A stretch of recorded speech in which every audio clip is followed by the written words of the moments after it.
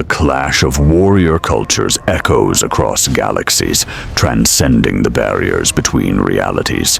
Honor, glory, and the pursuit of a good death. These are constants that unite warriors, regardless of what universe they call home. But when a Klingon crashes into a galaxy far, far away, the collision of two warrior philosophies creates something unprecedented. A legend that will be sung in both Klingon opera houses and Mandalorian war chants for generations to come. The spatial rift tore Lieutenant Commander Worf from his reality with the violence of a collapsing star. His runabout, the IKS Parang, named for a legendary Klingon battle, tumbled through dimensional barriers that physics said shouldn't exist, its shields buckling under forces that exceeded Starfleet engineering specifications by orders of magnitude. Worf gripped the controls with strength that dented the console, his Klingon physiology allowing him to remain conscious through G-forces that would have liquefied a human. "Computer, status report!" "Warning." The computer's calm voice responded, incongruous against the ship tearing itself apart. "Hull integrity at 15%. Warp core offline. Life support failing. Dimensional displacement detected. Current location unknown." Through the viewport, Worf saw something impossible. Not the familiar stars of Federation space, but completely alien constellations spinning as his runabout plummeted toward a rust-red planet below. No time for analysis, no time for tactical assessment, only time for what Klingons did best: face death with eyes open and honor intact. "Kapla!" Worf roared. "Success!" as the runabout hit atmosphere and became a meteor wrapped in fire. The crash was spectacular. The IKS Parang carved a burning trail across Mandalore's sky, visible for hundreds of kilometers, before slamming into the Mandalorian desert with force that created a crater 20 meters deep. The impact would have killed any human pilot instantly. Worf survived. He pulled himself from the wreckage, bleeding from a dozen wounds that would have been fatal to most species. But Klingons had redundant organs, 2 of everything vital, backups for backups, biology designed for a warrior race that valued surviving impossible odds. His uniform was torn, his comm badge damaged, but his bat'leth, the traditional Klingon curved blade, remained strapped to his back, intact and ready. He stood in the crater, taking stock of his situation with tactical precision honed through decades of Starfleet service. Unknown planet, no communications, runabout destroyed beyond repair. Tricorder readings showed breathable atmosphere, standard gravity, and movement. Multiple contacts approaching at high speed. Worf drew his bat'leth and assumed combat stance, the weapon's familiar weight centering him. If he was going to die on this alien world, he would die as a Klingon, standing, fighting, bringing honor to the House of Mogh with his final battle. What emerged from the desert's heat shimmer made even Worf pause in surprise. Humanoids in armor, full body plating painted in colors that ranged from blood red to burnished orange. Helmets with distinctive T-shaped visors that revealed nothing of the beings within. They moved with military precision. Weapons raised, not energy weapons like phasers, but projectile-based technology that Worf's tactical mind classified as advanced kinetic accelerators, and at their head, a figure whose armor bore more decoration than the others, carrying a weapon that hummed with barely contained energy. A lightsaber, though Worf had no context for the term. He only knew it looked dangerous. "Unknown warrior," the leader called out, his voice filtered through helmet speakers. "You have crashed on Mandalore during a Death Watch gathering. Identify yourself or be treated as hostile." Worf's universal translator struggled with the language for a moment before adapting. When he spoke, his voice carried the deep, resonant tones that had made Klingons feared across the Alpha Quadrant. "I am Worf, son of Mog of the Klingon Empire and Starfleet. I arrived here through circumstances beyond my control." He kept his bat'leth raised, but not in immediate attack position, a warrior's stance that showed readiness without aggression. "I seek no conflict with honorable warriors, but I will defend myself if threatened." The armored figures exchanged glances. Worf could sense the unspoken communication, even without seeing their faces. The leader stepped forward, his weapon, that humming energy blade, activating with a distinctive snap hiss. The blade was black, darker than space itself, with white edges that seemed to cut through reality. "I am Pre Vizsla, leader of Death Watch, true warriors of Mandalore. You speak of honor, but words are cheap. On Mandalore, honor is proven through combat." He gestured to 3 warriors behind him. "Face our champions, survive, and we'll hear your story. Fall, and your wreckage will mark your grave." Worf's expression, already fierce by human standards, became something that would give nightmares to anyone familiar with Klingon battle fury. His lips pulled back, revealing teeth designed for tearing meat from bone, and his voice dropped to a growl that resonated with centuries of Klingon warrior tradition. 3 against 1? Worf's laugh was like grinding metal. "You honor me with worthy odds. Let them come. Today is a good day to die, but it will not be my death that is remembered." The 3 Mandalorian champions stepped forward, and even through their helmets, Worf could sense their confidence. They'd trained in Mandalorian combat arts for decades, wore armor forged from Beskar, the galaxy's strongest metal, and carried weapons that had killed Jedi Masters. They had never fought a Klingon. The first champion attacked with a vibroblade, the weapon's edge vibrating at frequencies designed to cut through armor. Fast, precise, lethal. Worf moved faster. His bat'leth intercepted the vibroblade with a clash that sent sparks flying. The Klingon weapon's metallurgy, holding against technology it had never been designed to face. Worf's strength, easily triple that of a human. Let him drive the champion backward with sheer force. Then his boot lashed out in a kick that sent the armored warrior flying 3 meters to crash in a heap. The second and third champions attacked simultaneously from opposite sides. Coordinated, professional, exactly the kind of flanking maneuver that should have been devastating. Worf spun his bat'leth in a figure-8 pattern that was both defense and offense. The blade's curved design, allowing him to block both attacks while simultaneously creating openings for counterstrikes. His Klingon martial arts, Mokbara, combined with decades of Starfleet tactical training to create a fighting style no one in this galaxy had encountered. The second champion tried to grapple, using Mandalorian close combat techniques that relied on their armor's strength enhancement. Worf caught the warrior's arm, and his grip, backed by muscles that could bend durasteel, crushed the armor's servos. The champion screamed as his arm was immobilized. Then Worf threw him, actually threw a fully armored warrior, into the third champion, with force that sent both crashing to the ground. "Is this your best?" Worf roared, his voice carrying across the desert.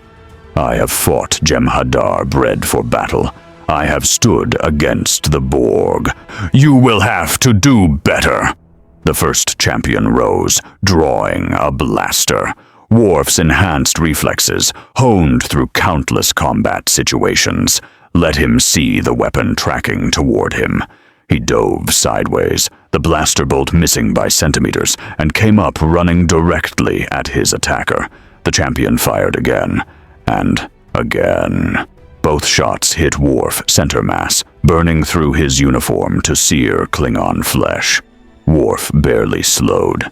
Impossible, the champion breathed, his weapon tracking for a kill shot. Worf's bat'leth took his head, not literally. Worf pulled the blow at the last instant, the blade stopping a hair's breadth from the warrior's neck. Because this was a trial, not a war. Because honor demanded he show restraint when opponents were defeated. Because Klingons understood the difference between combat and murder. You fought well, Worf said, his voice carrying respect, even as he stood over the defeated champion. Your honor is intact. Yield. The champion, feeling cold metal against his throat, dropped his weapon. I yield. The second and third champions rose, moving to flank Worf again, but Pre Vizsla raised his hand. Enough. The trial is complete. He approached Worf, studying the alien warrior who just defeated 3 of Deathwatch's best fighters while taking blaster hits that should have been incapacitating. You didn't kill them. You could have. I saw at least 3 moments where lethal strikes were available. Why spare defeated opponents? Because they are warriors, not prey, Worf replied, his tone making it clear this should be obvious. In Klingon culture, honor demands we face opponents who can fight back. Killing helpless enemies is the act of a Patak, a coward without honor. These warriors fought bravely. They deserve respect, not death. Pre Vizsla removed his helmet, revealing a human face with sharp features and calculating eyes. Klingon culture. I've never heard of your species, but your philosophy. A smile crossed his face. That sounds remarkably like the Mandalorian code, the ancient way before Duchess Satine and her pacifists tried to neuter our warrior heritage. He extended his hand, a gesture of respect that transcended cultures. You fight with honor, strength, and skill. Deathwatch stands for returning Mandalore to its warrior roots. We could use someone like you, Worf, son of Mog. Worf gripped Pre Vizsla's forearm in the warrior's clasp, similar to Klingon tradition. He noted with approval. I am stranded on your world. My ship is destroyed beyond repair. If your Deathwatch fights with honor, I will stand with you until I find a way home. But understand, I will not compromise my principles. I will not prey on the weak or kill without honor. These are lines I will not cross. We'll see about that, Pre Vizsla said, his smile enigmatic. War has a way of testing principles. But for now, welcome to Mandalore, Klingon warrior. Let's get you proper armor and introduce you to the concept of Beskar. Something tells me you're going to love it. The Deathwatch encampment was a fortress hidden in Mandalore's mountain ranges, where warriors trained and planned operations against both the pacifist government and separatist incursions.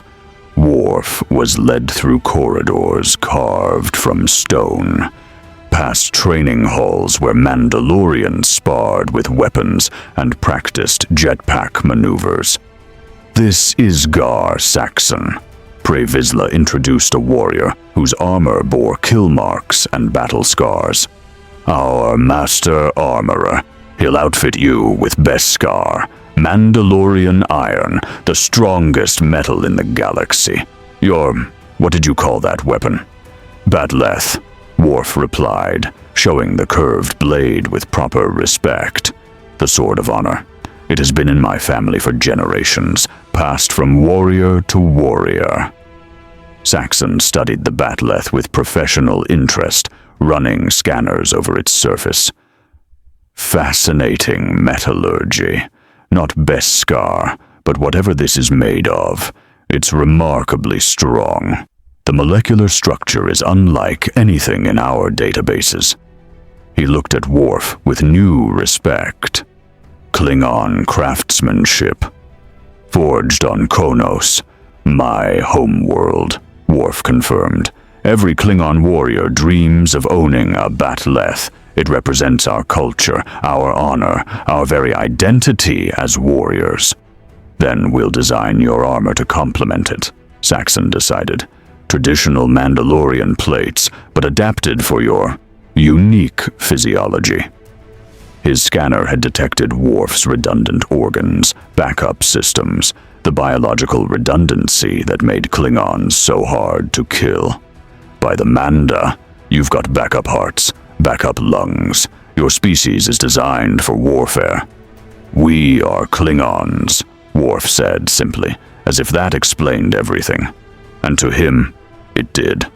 Over the next several days, Saxon forged Worf a custom suit of Beskar armor. Not standard Mandalorian design. This incorporated Klingon aesthetics, with plates that echoed the angular designs of Klingon battle armor, but forged from Beskar that could stop lightsaber strikes. The color scheme was deep crimson and black, House of Mogg colors, with Klingon emblems etched into the shoulder plates. The result was stunning. A fusion of two warrior cultures, armor that proclaimed Worf as both Klingon and Mandalorian, distinct yet unified in purpose. "You look like a demon from the old stories," Pre Vizsla said when Worf emerged wearing the complete armor. "The kind of warrior that makes enemies flee before the first blow is struck."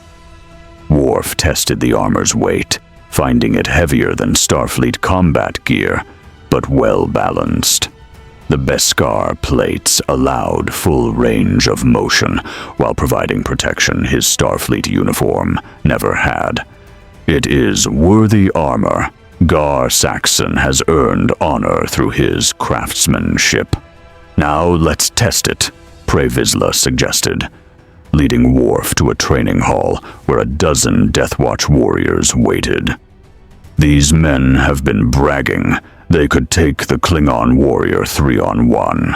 I'm going to let them try. Show them what you can do when you're not holding back." What followed was a demonstration that became Deathwatch legend.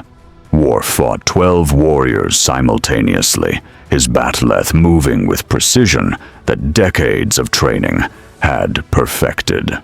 The Beskar armor let him take hits that would have wounded him before. Blaster shots at training levels, vibro blades striking plates, even a training lightsaber's touch, without slowing his assault.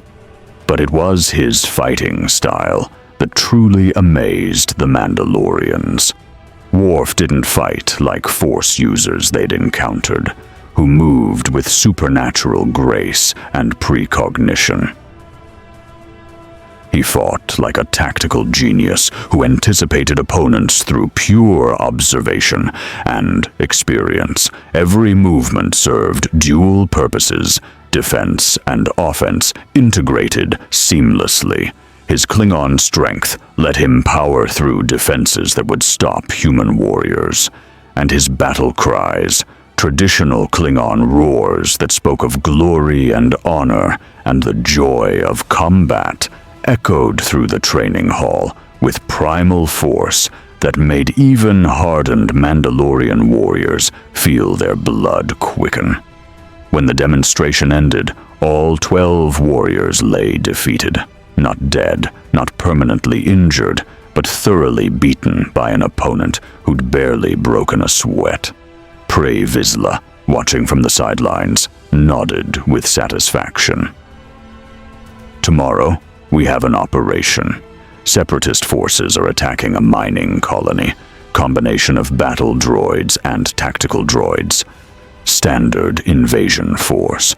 The Republic is too slow to respond, and the new Mandalorians refuse to defend their own people. Death Watch will intervene, and you, Worf, will show the galaxy what happens when a Klingon and Mandalorians fight side by side. Worf stood, his armor gleaming in the training hall's lights, his bat'leth at his side. What are the rules of engagement?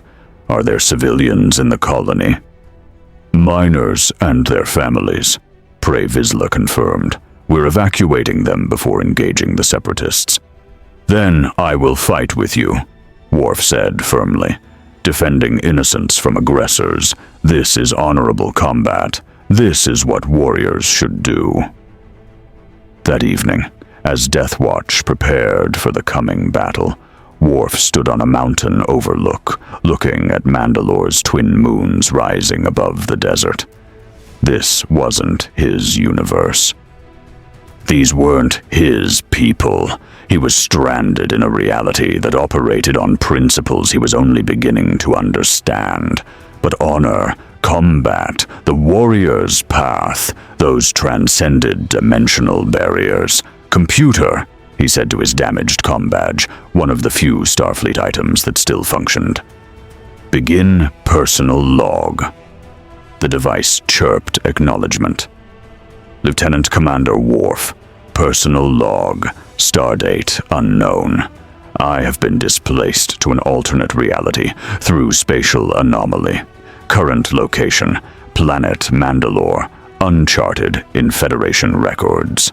Local inhabitants are humanoid warriors called Mandalorians, whose culture bears remarkable similarities to Klingon traditions. Honor through combat, respect for warrior prowess, emphasis on personal glory earned through battle. He paused, gathering his thoughts. I have been accepted into their warrior organization called Death Watch. Their leader, Pre Vizsla, has provided me with armor and a place among his warriors. Tomorrow, we engage separatist forces in defense of civilian population. It is good to fight beside warriors who understand honor. Another pause, longer this time. I do not know if I will ever return to Federation space. I do not know if this log will ever be recovered. But if my death comes in this reality, let it be known that Lieutenant Commander Worf, son of Mog, died with honor, defending the innocent as a warrior should. Kapla. He deactivated the log and turned back toward the Death Watch compound. Tomorrow would bring battle.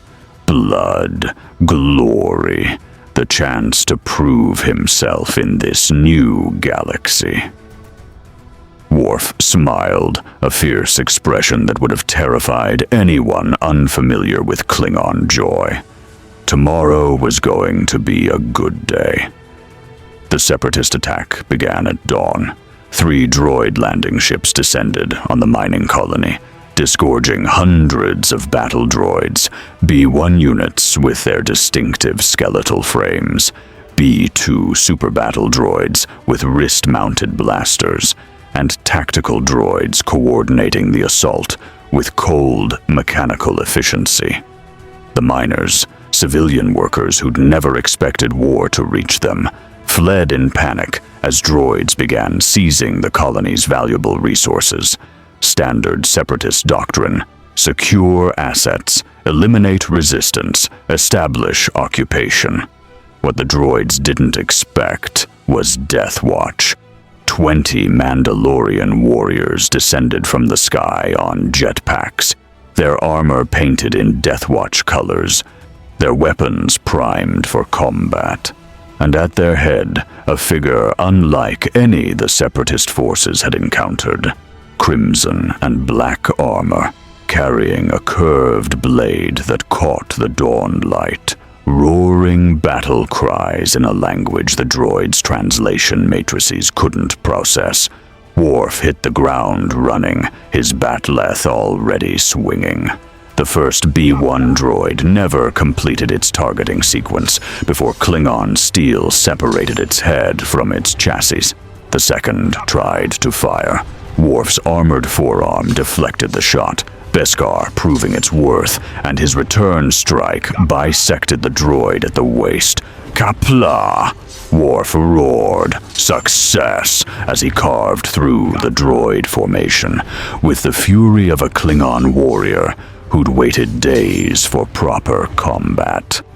The battle droids attempted tactical reorganization, their simple AI recognizing an immediate threat and attempting to concentrate fire. Worf activated his captured phaser, set to maximum output, and the Federation weapon's particle beam vaporized 3 droids in a single shot. "What is that weapon?" a Deathwatch warrior called out, watching in amazement as Worf switched between bat'leth and phaser, traditional blade, and advanced energy weapon, like a warrior equally comfortable in both close combat and ranged warfare.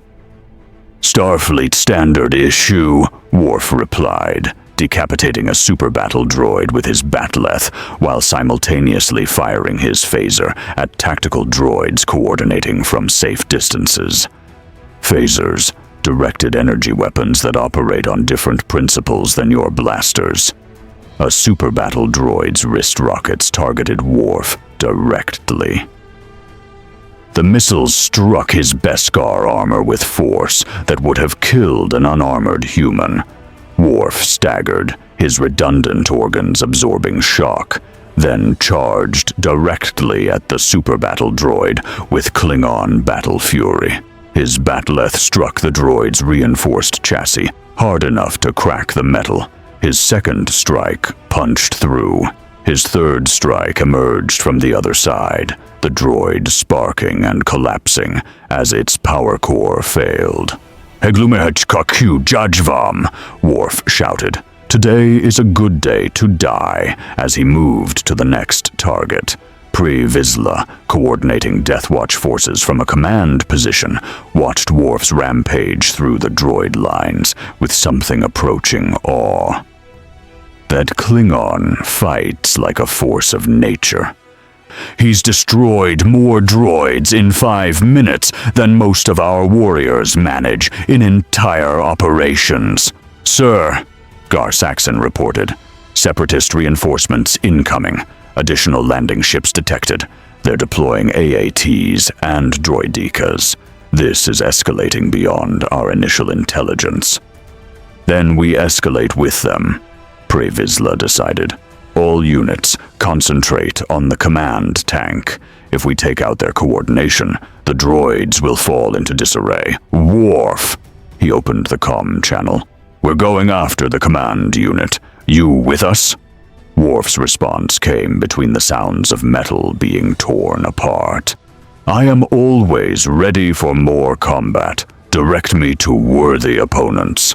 The Separatist AAT tank, armor assault tank with heavy cannons, rolled forward, its main gun tracking toward Mandalorian positions.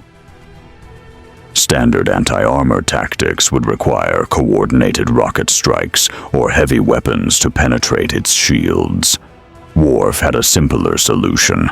He ran directly at the tank, his Klingon speed letting him close the distance before its targeting systems could acquire him as a priority threat. When he reached the tank, he did something the designers had never anticipated. He climbed it. His enhanced strength let him grip armor plating and pull himself onto the tank's hull while it was moving. Battle droids inside adjusted targeting, trying to dislodge him.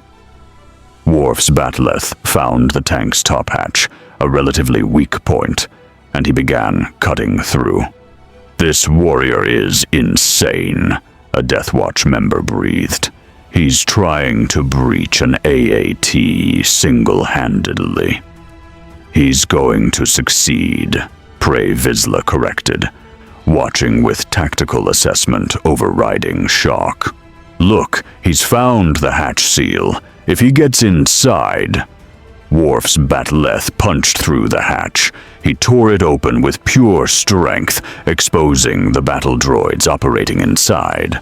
His phaser fired down into the tank's interior. One shot, maximum setting, and the entire crew complement was vaporized. The tank rolled to a stop, its occupants destroyed, its weapons silenced. Worf emerged from the hatch, stood atop the captured tank, and raised his bat'leth high. "Battle da Kauluta," he roared. "You will be remembered with honor, the traditional Klingon salute to fallen enemies." The Deathwatch warriors, watching this display, broke into cheers.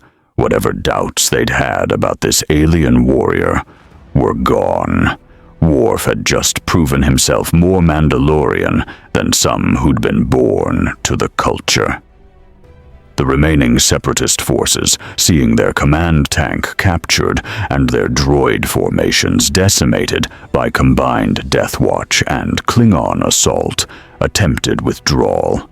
Standard tactical doctrine: retreat, regroup, call for reinforcements. Pre-Vizsla allowed them to flee. Let them run. Let them tell their commanders that Deathwatch has a new warrior. Let the Separatists learn to fear Mandalore's defenders. As the battle ended, and Deathwatch secured the mining colony, Worf stood among the wreckage of his combat, his armor scorched but intact, his bat'leth still sharp. The miners emerged from their shelters, looking at the Mandalorian warriors who'd saved them, and at the alien warrior whose fury had broken an entire Separatist assault. "Who? What is he?" one miner asked Pre-Vizsla. "That," Pre-Vizsla said, his voice carrying pride, "is Worf, son of Mog, Klingon warrior, Mandalorian brother. The first of what I hope will be a new era, where Mandalore's warrior tradition draws strength from wherever honor can be found, regardless of species or origin." He approached Worf, removing his helmet. "You fought with glory today. Your name will be spoken in Deathwatch halls. Your deeds will become legend. Worf, son of Mog, you are Mandalorian now, regardless of where you were born. This is the way." Worf, understanding the formal recognition for what it was, placed his fist over his heart in Klingon salute. "I am honored to stand among warriors, Kapla to Deathwatch. May we bring honor to both our peoples through our battles." As news of the battle spread across Mandalore, as stories of the Klingon Mandalorian began circulating through warrior circles, as both Republic and Separatist intelligence services tried to understand what this new factor meant for the ongoing war. Worf stood on the battlefield and felt something he hadn't expected. Purpose, belonging, a place where his Klingon nature, his love of combat, his honor code, his warrior's soul was not just accepted, but celebrated. He was home. Even though home was now across dimensional barriers he might never cross again. And that was acceptable, because a warrior's home was wherever there were battles to fight, honor to earn, and glory to be won. Worf had found his battlefield, and this galaxy was about to learn what it meant when a Klingon warrior claimed the Mandalorian code as his own. The legend of Worf, the Klingon Mandalorian, spread across Mandalore like wildfire through dry grass. Within weeks, every warrior clan knew the story. An alien warrior from beyond the stars who fought with the fury of ancient Mandalorian heroes, who honored both victory and defeat, who turned battle into art and combat into glory. Deathwatch recruitment tripled. Young Mandalorians who'd grown tired of Duchess Satine's pacifist philosophy flocked to Pre-Vizsla's banner. inspired by tales of Worf's combat prowess. But more than that, they came because Worf represented something Mandalore had lost: the pure warrior ethos, uncomplicated by politics or pragmatism, honor that didn't bend to convenience. Worf stood now in Death Watch's primary forge, watching Gar Saxon put finishing touches on his custom Beskar armor. The armorer had spent weeks perfecting the design, incorporating Klingon house symbols with Mandalorian functionality, creating something unprecedented in either culture. The Pauldrons have integrated microjets for enhanced mobility, Saxon explained, running through the armor's capabilities. Your Bat'leth has been mounted in a magnetic sheath that allows quick-draw access. The gauntlets include miniaturized flame projectors. Mandalorian tradition demands every warrior have multiple weapon systems, and I've added something special. He activated a control, and a holographic display materialized from Worf's left vambrace. I studied your tricorder device before its power cell failed. Fascinating technology. I couldn't replicate everything, but I managed to integrate basic scanning capabilities into your armor's Hayad. You'll have tactical data, life sign detection, and environmental analysis. Worf examined the modifications with approval. You have done honor to both Klingon and Mandalorian craftsmanship. This armor is worthy of a warrior. It should be, Saxon replied. You've earned it.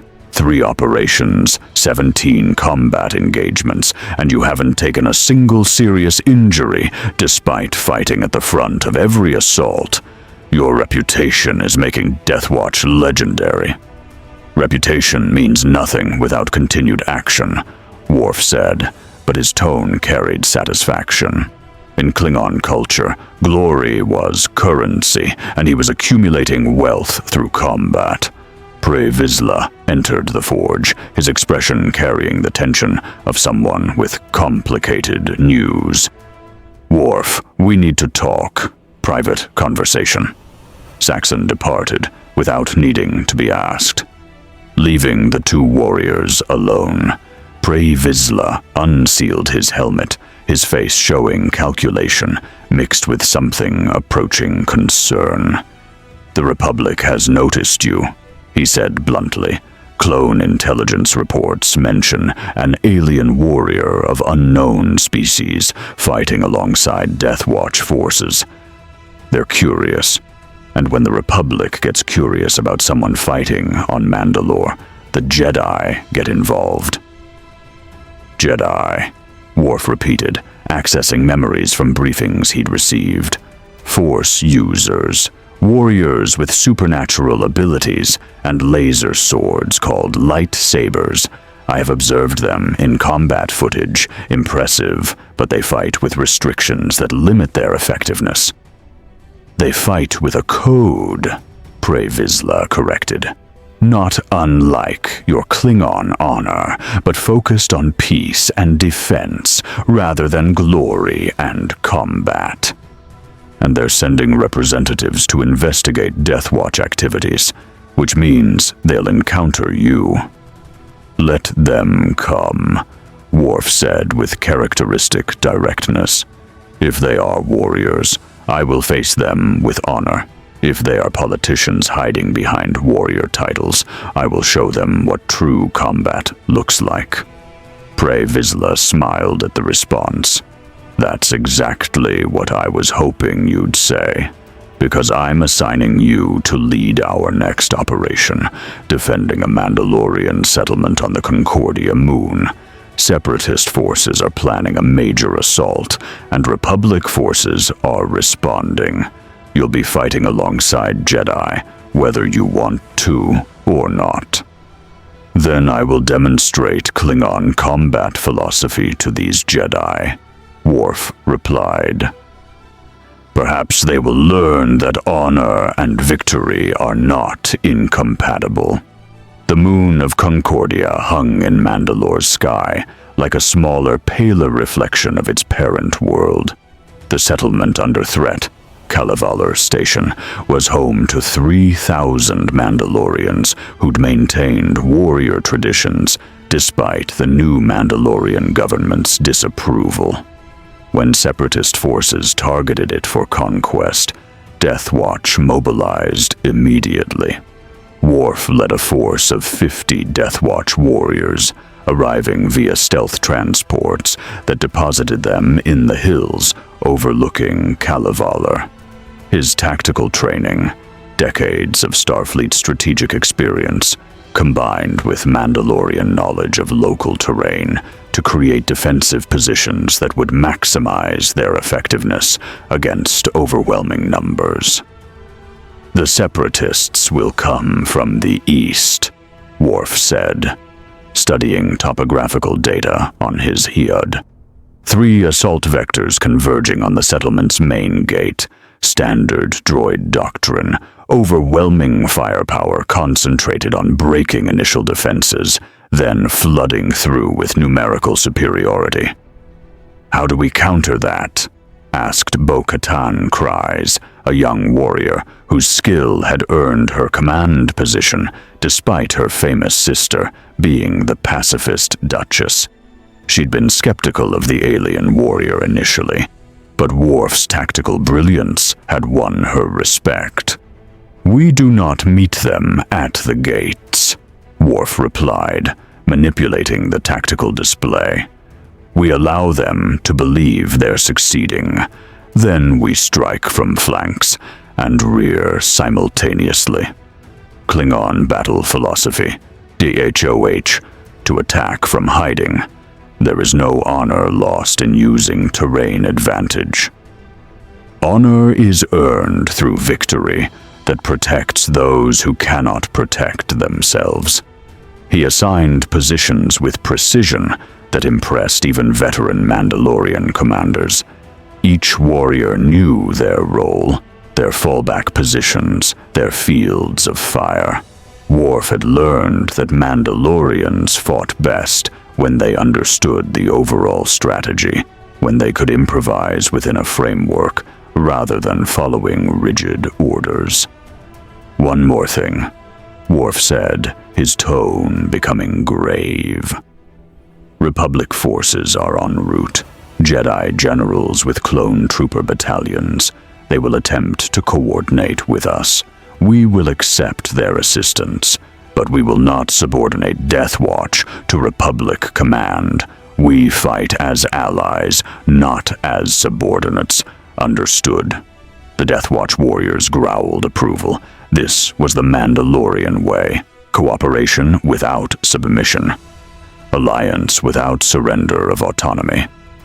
The Separatist assault began 2 hours later with the subtlety of a meteor strike. 3 landing ships deposited droid armies that immediately began advancing on Kalevala Station. B-1 battle droids, B-2 super battle droids, droidicas with their personal shields, and even a squadron of spider droids whose massive legs carried them over terrain that would stop conventional armor. Worf watched from his concealed position, his Klingon patience warring with his instinct to engage immediately. "Hold positions. Let them commit to the assault. When I give the signal..." A new presence entered the battlefield. Republic Elat gunships descended from orbit, their doors opening to deploy clone troopers in white armor. And leading them, 2 figures whose presence made even Worf's non-force sensitive awareness recognize something different about them. Jedi. Master Obi-Wan Kenobi landed with the fluid grace of someone who'd done this 10,000 times, his blue lightsaber already ignited. Beside him, a younger Jedi, Anakin Skywalker, according to Worf's briefings, moved with aggressive confidence that reminded Worf of young Klingon warriors eager to prove themselves. The Jedi immediately engaged the Separatist forces, their lightsabers deflecting blaster fire and cutting through battle droids with supernatural efficiency. Clone troopers provided covering fire, their military discipline evident in how they coordinated movements and established firing positions.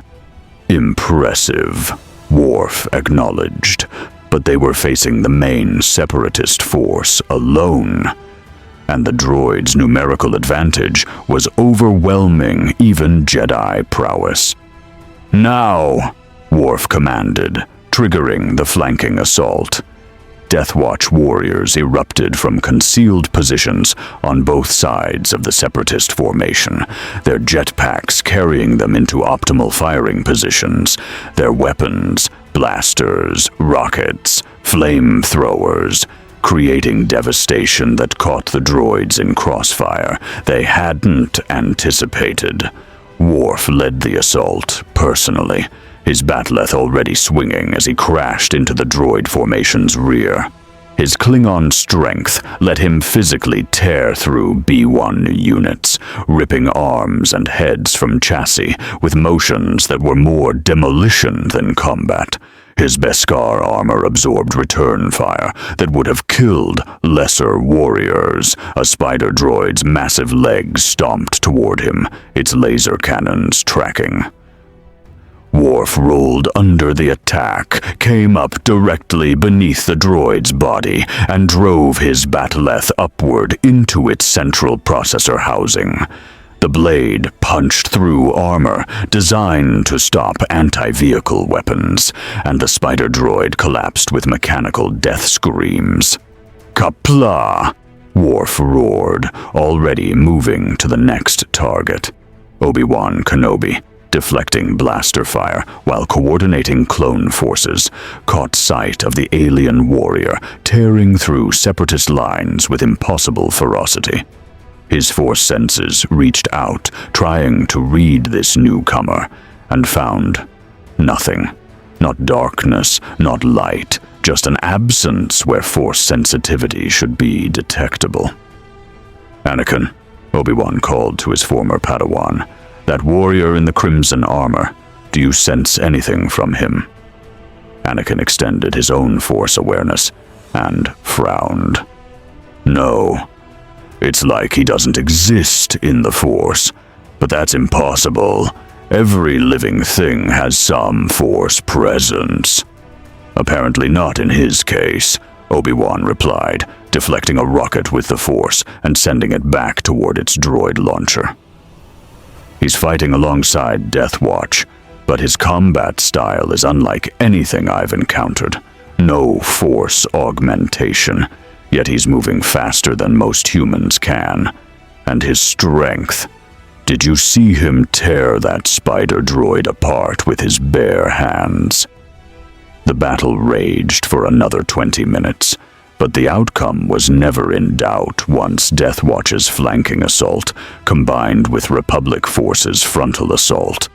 The Separatist droids, caught between overwhelming firepower from multiple directions, were systematically destroyed. Their tactical droids attempted reorganization, but Worf's strategic positioning had anticipated every countermeasure. When the last droid fell, silence descended over the battlefield, broken only by the sounds of armor servos cooling and warriors catching their breath.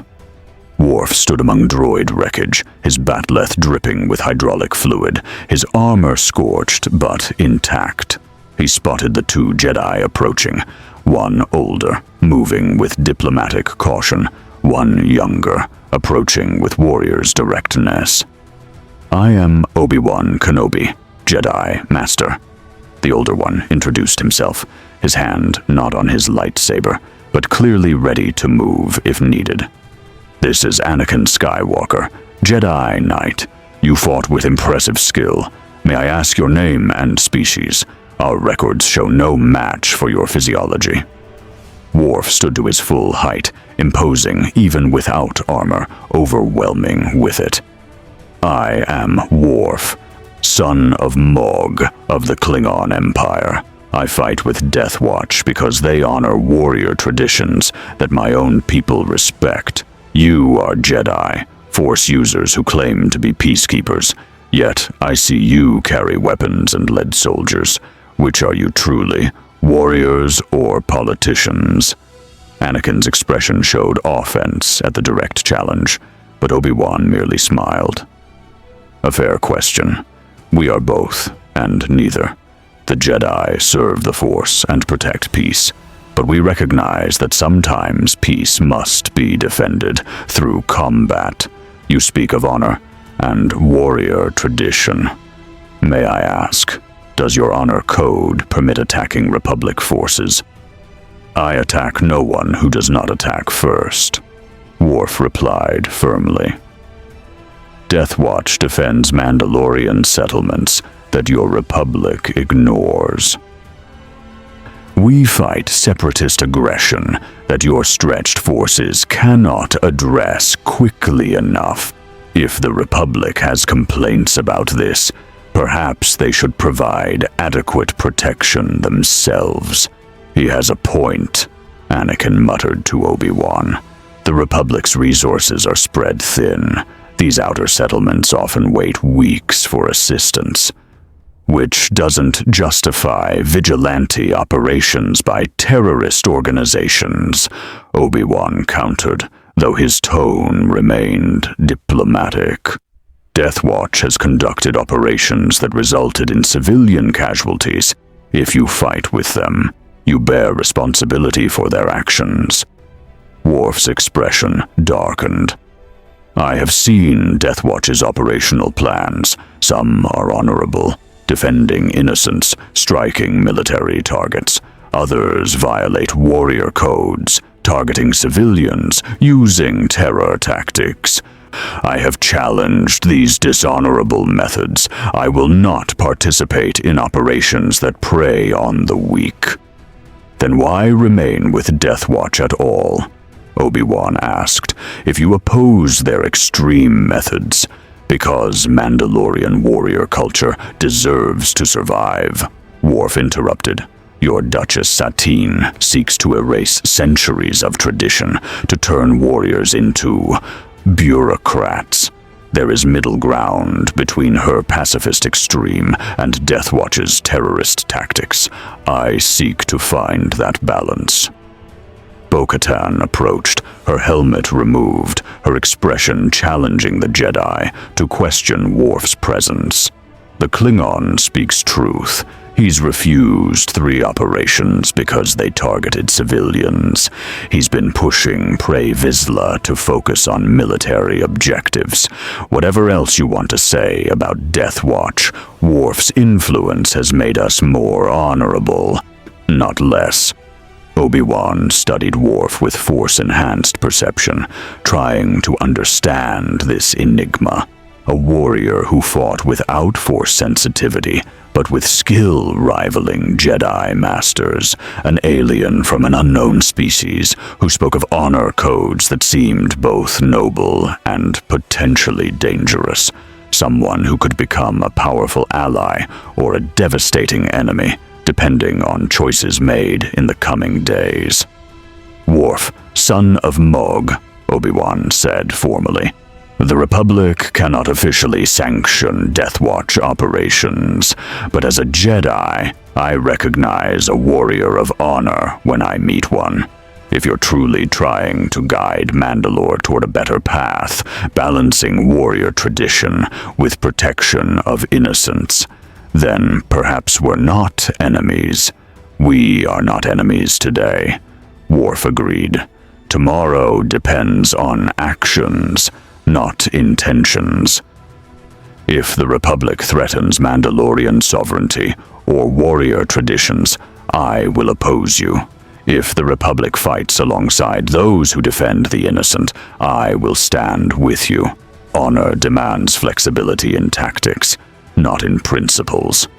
Before Obi-Wan could respond, alarms blared from the settlement's defense systems. New contacts were approaching. Not separatist this time, but a single ship moving with speed that suggested either extreme urgency or hostile intent.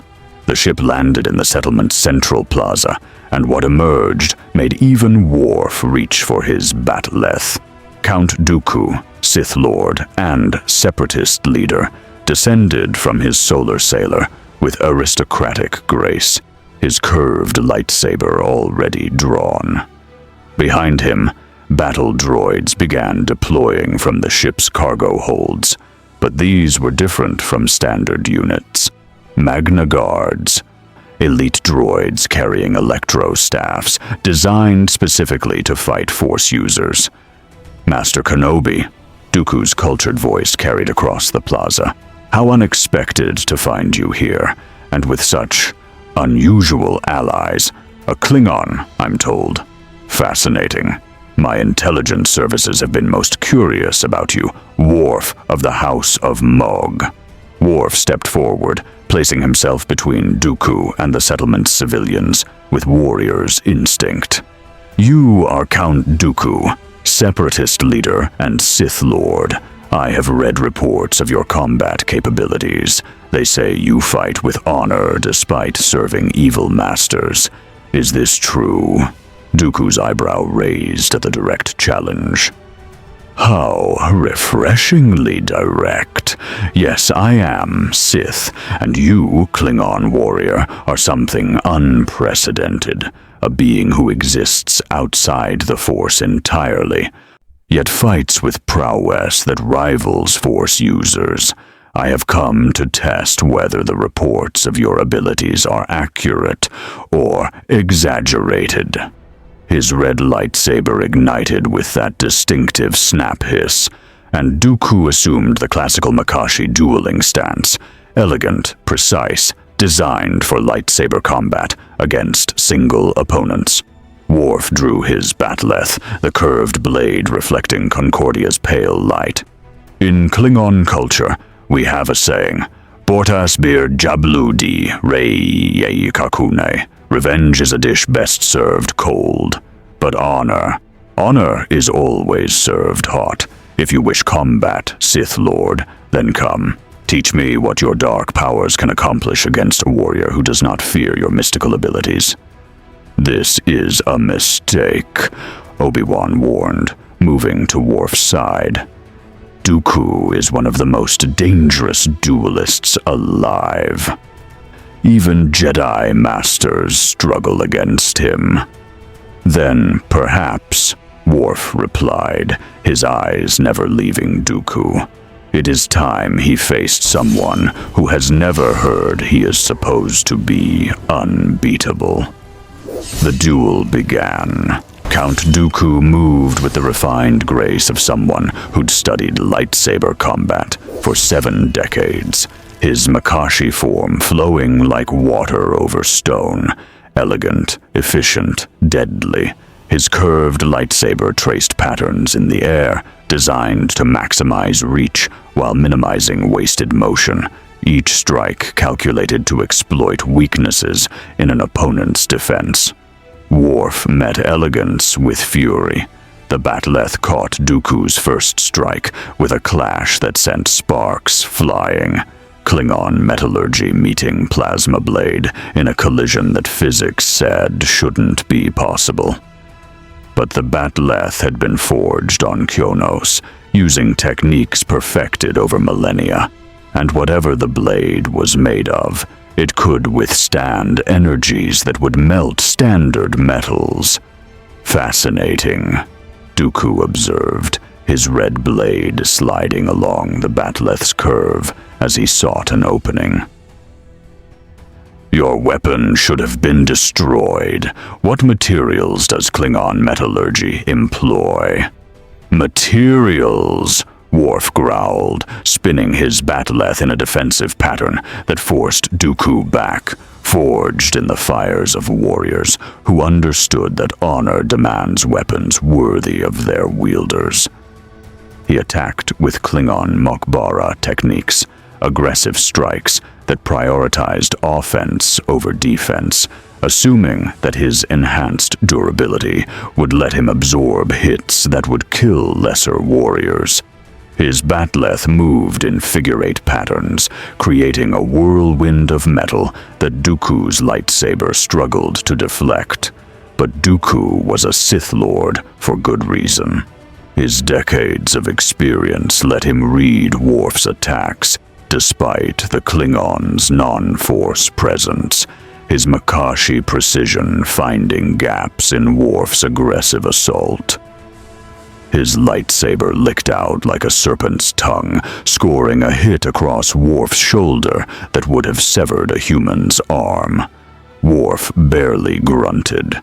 His Beskar armor had taken the worst of the strike, and his Klingon physiology, redundant systems, and enhanced healing meant what should have been a crippling wound was merely painful. "Impossible," Dooku breathed, his aristocratic composure cracking. "That strike should have..." Worf's armored headbutt caught Dooku in the face before he could finish the sentence.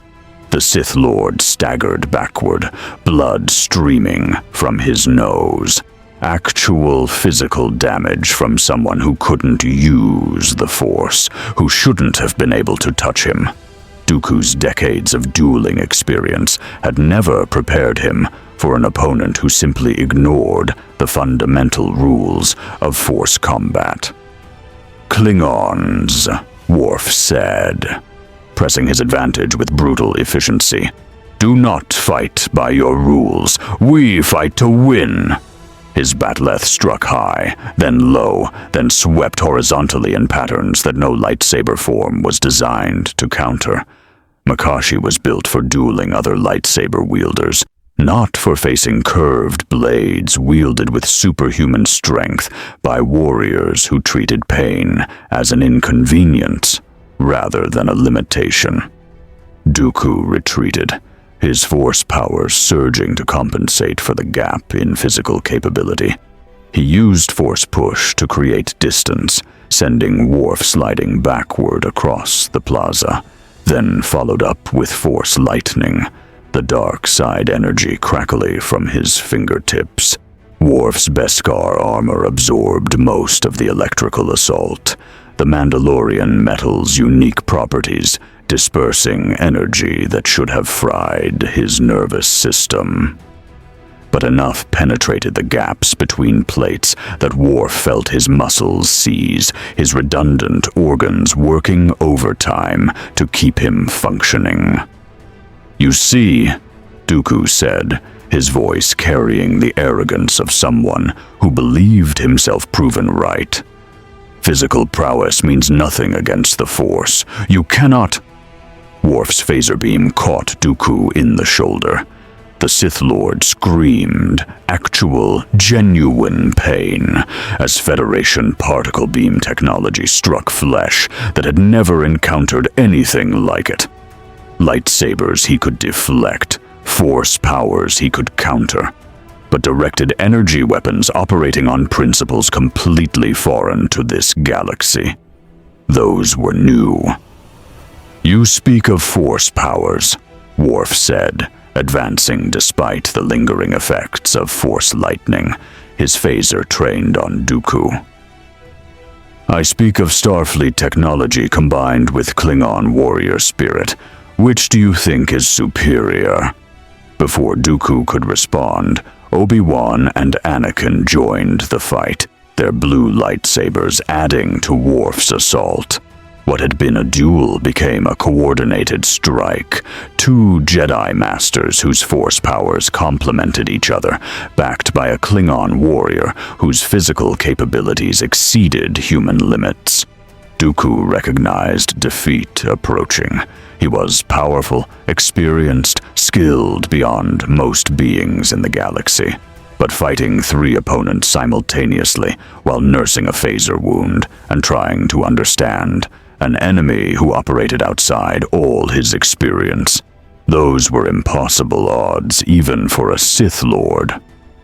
"This isn't over, Klingon warrior," Dooku said, activating a device on his belt. His Magna Guards moved to cover his retreat, while smoke grenades created concealment. You've earned the attention of powers you cannot comprehend. The Sith will study you, and next time we meet, I will be prepared for your unconventional approach.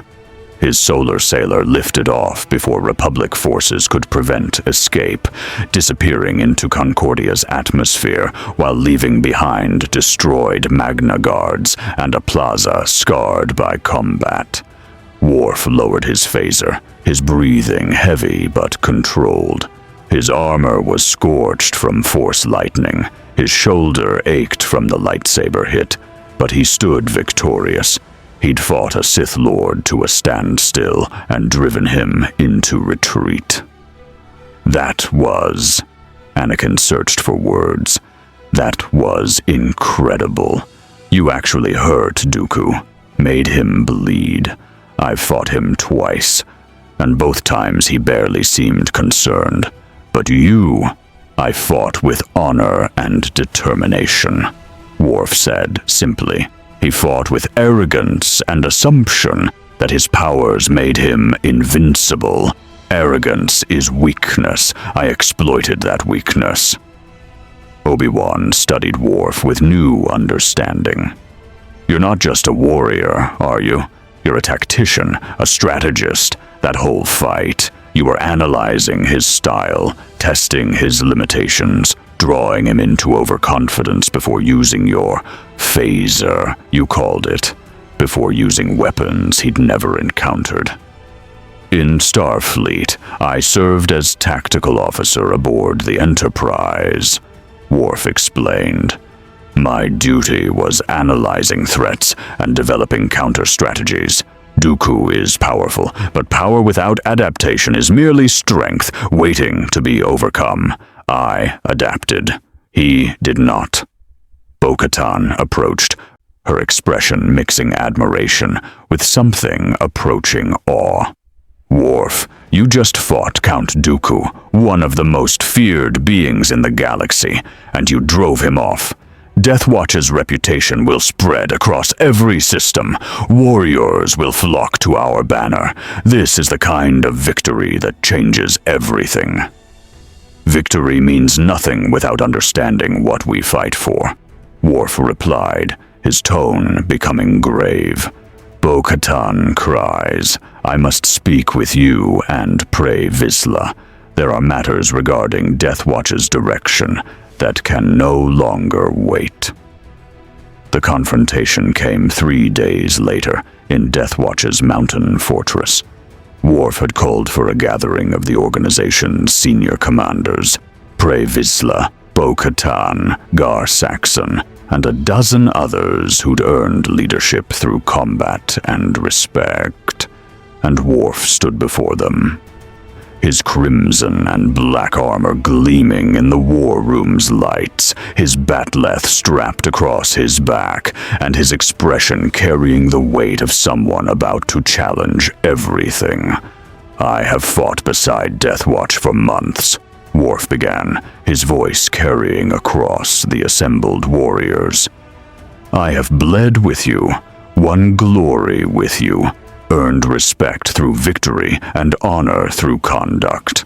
But I can no longer remain silent about operations that violate warrior codes. I will not compromise. Pre Vizsla, sitting in the commander's chair, leaned forward. Explain yourself, Klingon. The operation planned for next week, Worf said, projecting holographic files from his armor's systems, intelligence he'd gathered, plans he'd reviewed. Bombing a Republic supply depot.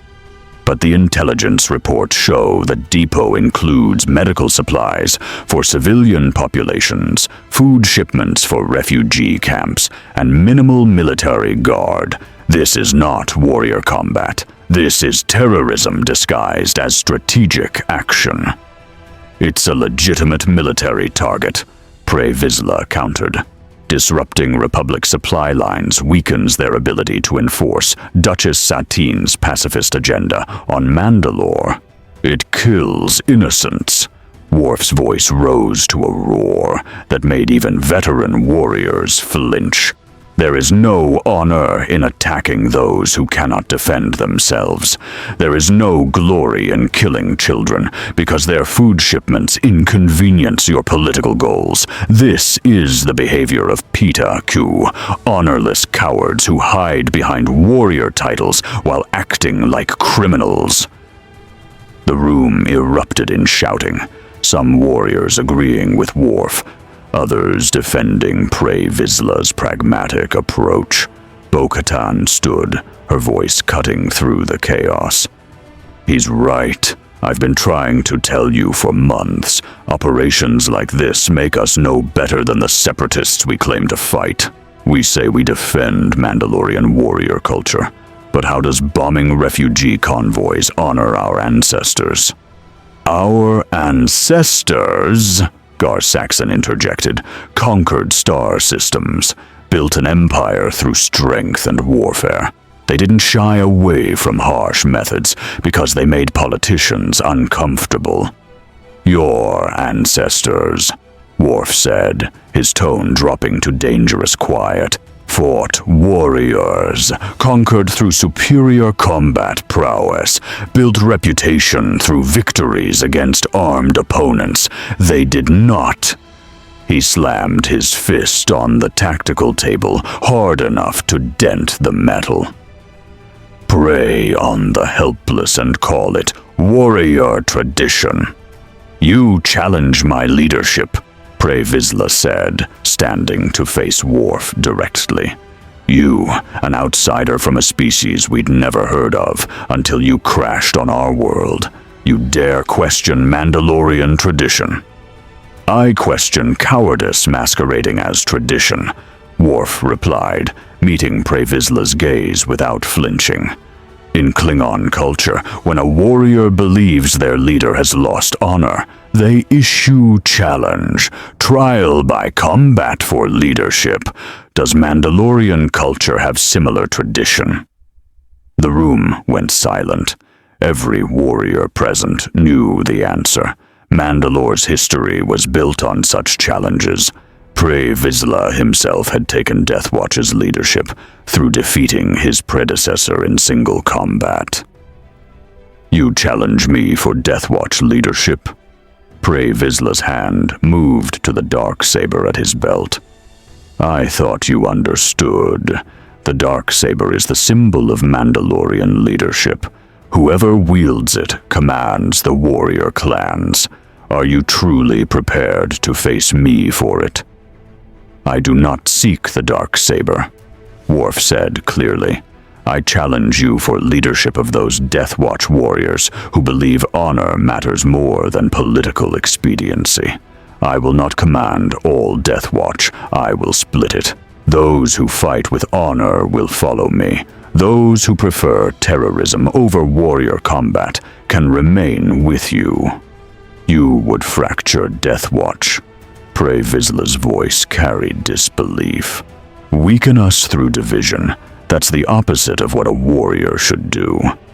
Unity built on dishonor is weaker than division built on principle, Worf replied. I learned this on the Enterprise. I learned this fighting the Klingon Civil War. Sometimes organizations must split so their worthy elements can survive. I offer you this choice, Pre Vizsla. Change Deathwatch's methods, focus on military targets and honorable combat, or face me in challenge and let warriors choose which path they prefer. Pre Vizsla's expression cycled through anger, calculation, and finally, respect. You magnificent bastard. You're giving me an out. If I fight you and lose, I lose the darksaber and all authority. But if I accept your split, I keep the darksaber and my loyalists, while you take the honor warriors and form your own faction. Correct, Worf confirmed. This benefits both of us. You continue pursuing your methods without my constant opposition. I pursue mine without being forced to participate in operations that violate my code. and Mandalore gains 2 warrior factions instead of 1 compromised organization. And if I refuse both options, Pre Vizsla asked, if I simply order you executed for insubordination. Worf's expression became something that made even hardened Mandalorian warriors step back. Then we fight here and now, and one of us does not leave this room alive. But I think you understand. You cannot defeat me in single combat. Your darksaber is formidable, but I have fought Sith Lords and driven them into retreat. I have defeated Jem'Hadar and Borg. I have survived battles that would kill any warrior in this room 3 times over. You are skilled, Pre Vizsla. But I am Klingon, and Klingons are bred for war. The standoff lasted 30 seconds that felt like hours. Finally, Pre Vizsla laughed. Actual, genuine laughter that broke the tension. You're right. I can't beat you in fair combat, and poisoning you or shooting you in the back would make me the dishonorable coward you're accusing me of being. He extended his hand. Fine. Take your honor warriors and form your own clan. What will you call it? House Mogg, Worf replied, gripping Pre Vizsla's forearm in the warrior's clasp. Named for my Klingon father. A clan that combines the best of Klingon and Mandalorian traditions. Honor in combat, respect for worthy opponents, protection of innocents, and glory earned through facing warriors rather than preying on the weak. I'm with him, Bo-Katan declared immediately, moving to stand beside Worf. House Mogg represents what Mandalore should be, not Duchess Satine's pacifism, not Death Watch's terrorism, but warrior culture that actually honors the warrior code. As am I, Gar Saxon added, surprising everyone. Worf, your honor is unquestionable. Your combat prowess is legendary. If you're forming a new clan, I'll forge armor for warriors worthy of wearing it. Over the next hour, roughly 40% of Death Watch's warriors declared for House Mogg. They were younger warriors mostly, inspired by Worf's example, and uncomfortable with Pre Vizsla's increasingly extreme methods. But they included some veterans too, warriors who'd fought in the Clone Wars, and recognized that Worf's tactical genius won battles more effectively than terror tactics. This is unprecedented, one veteran said as the split became official. A clan formed by an alien, a house led by someone who isn't even from this galaxy. But damn if it doesn't feel right. Pre Vizsla watched his organization fracture with mixed emotions. You're making a mistake, Klingon. Honor is a luxury in modern warfare. When the Republic and Separatists are crushing Mandalorian independence between them, pragmatism is survival. Perhaps, Worf acknowledged, but survival without honor is merely existence, and I did not survive Borg assimilation, Dominion warfare, and Klingon civil war just to compromise my principles when they became inconvenient. House Mogg will fight with honor. We will win with honor, and we will prove that warrior traditions can survive without becoming the evil they claim to oppose. The establishment of House Mogg sent shockwaves across Mandalore and beyond. The Jedi Council received reports of Death Watch splitting into extremist and moderate factions. Republic intelligence analyzed whether this represented opportunity or increased complexity. The Separatists tried to determine if House Mogg could be turned against the Republic. But Worf had no interest in politics. He had interest in war. House Mogg's first independent operation came when Separatist forces attacked the Mandalorian colony of Werda Tor. a mining settlement too remote for Republic forces to defend quickly. Standard separatist doctrine: conquer, enslave the population for forced labor, extract resources until the planet was worthless. Worf led House Mog's warriors, 40 Mandalorians in customized armor, bearing his Klingon house symbols, in a defense that became legendary. They arrived before the separatist ground forces could fully deploy, establishing defensive positions that Worf's tactical training optimized for maximum effectiveness. When the battle droids advanced, they encountered Mandalorians who fought with the fury of Klingon warriors, combined with the precision of Mandalorian tactical doctrine. Worf personally led charges that broke droid formations, his bat'leth carved through super battle droids while his phaser recharged using improvised Mandalorian power cells, vaporized tactical droids from distances they couldn't match. His Klingon strength let him physically throw droidicas at their own forces, turning their shield technology against them. But it was his command style that truly set House Mog apart.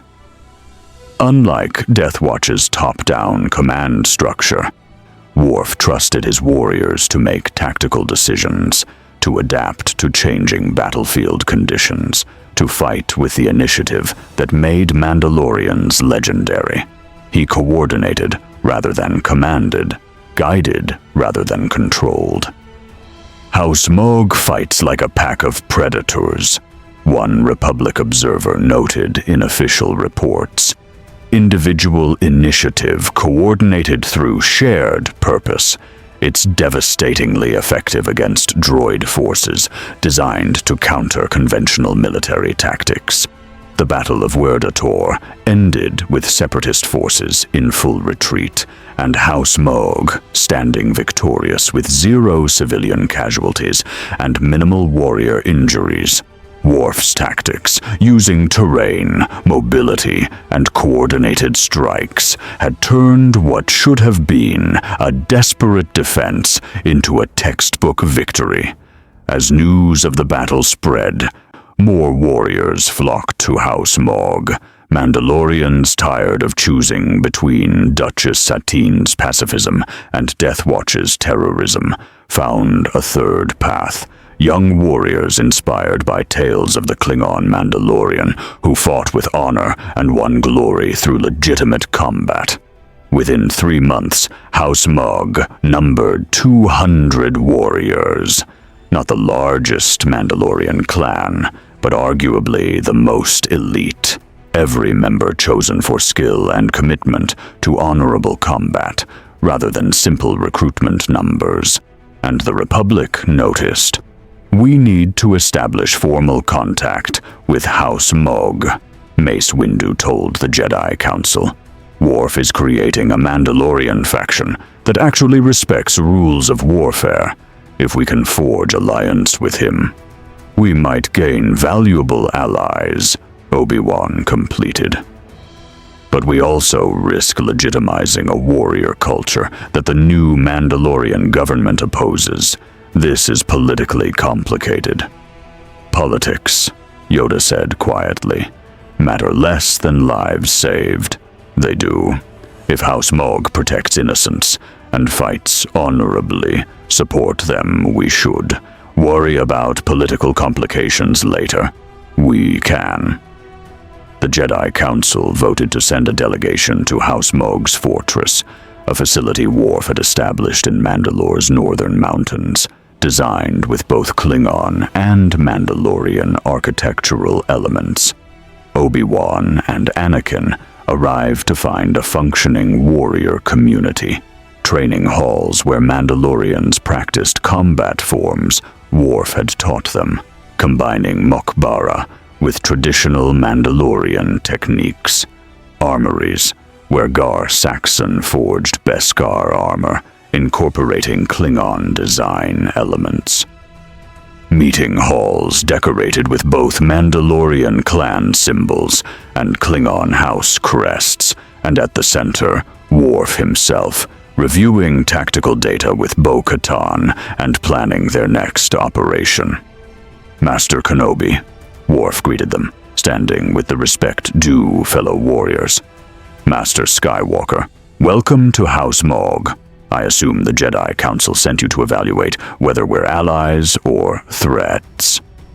"Direct as always," Obi-Wan replied, with a slight smile.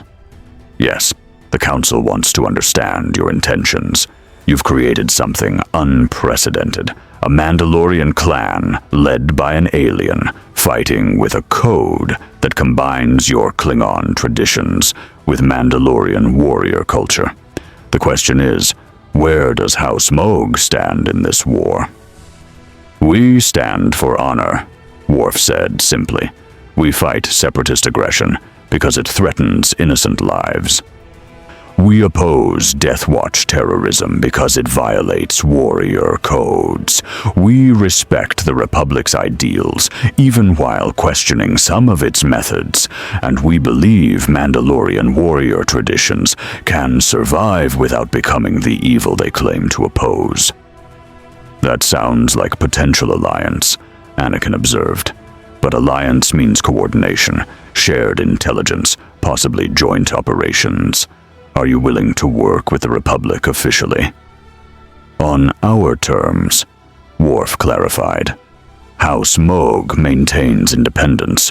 We are not Republic military assets to be commanded, but we will coordinate operations against common enemies, share tactical intelligence, and fight beside Jedi when our goals align.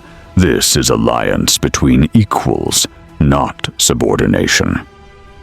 Obi-Wan considered the offer.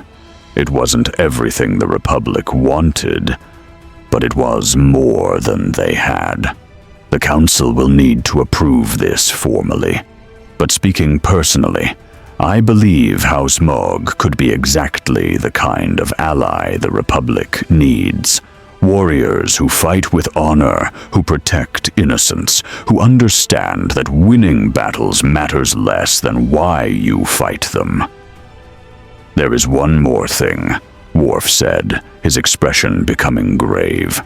"My intelligence sources, some Mandalorian, some from my own analysis of Republic communications, suggest the war is not what it appears. That both sides are being manipulated by hidden forces, pursuing agendas beyond simple conquest or independence." "You've detected the Sith conspiracy," Anakin said, surprised. "How? Even the Jedi Council struggles to see through it." "Because I do not rely on Force senses," Worf replied. "I rely on tactical analysis, pattern recognition, and Starfleet training in detecting covert operations. Someone benefits from this war continuing. Someone wants the Republic and Separatists locked in endless conflict. And until we identify that someone, we are all pawns in a game we do not understand." "You're more right than you know," Obi-Wan said quietly.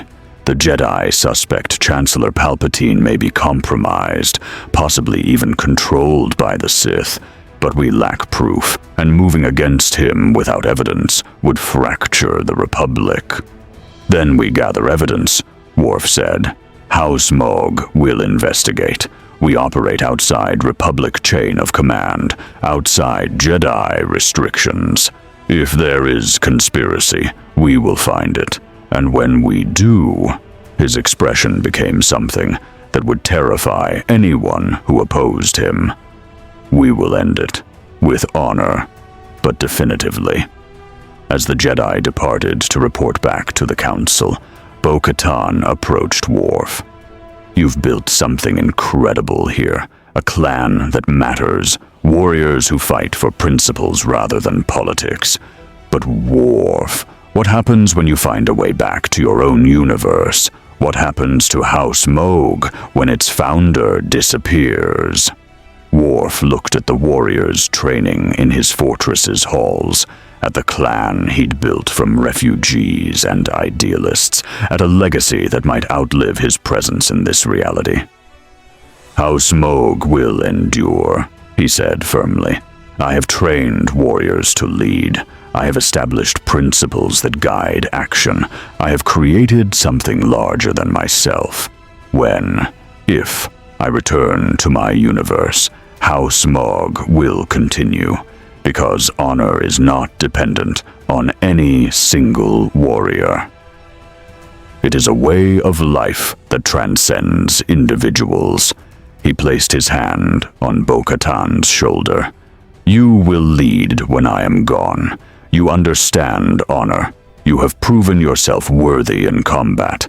The warriors respect you. House Moog will be in capable hands." "I hope it doesn't come to that," Bo-Katan said quietly. "You belong here, Worf, more than you belonged wherever you came from. Klingons and Mandalorians. We're the same people separated only by universe. Here, you found home." Worf had no response to that, because she might be right, and that thought troubled him more than any enemy he'd ever faced. The war intensified across the galaxy, and with it, House Moog's reputation grew from regional legend to galactic phenomenon. Worf's warriors fought on Ryloth, defending Twi'lek refugees from separatist enslavement. They battled on Onderon, training local resistance fighters in tactics that combined Klingon aggression with Mandalorian precision. They stood on Cato Neimoidia, holding a Republic evacuation route against overwhelming droid forces, while civilians escaped to safety. Every operation followed Worf's uncompromising code: protect the innocent, engage only military targets, show respect to defeated enemies, and win glory through honorable combat. House Moog never suffered a defeat, never lost a battle, and never compromised its principles, even when pragmatism suggested easier paths. But legends attract attention, both admiring and hostile. The summons came via encrypted Republic channels, Jedi Council requests, House Moog assistance on Sundari, Mandalore's capital, Duchess Satine cries under imminent threat from multiple factions. Situation critical.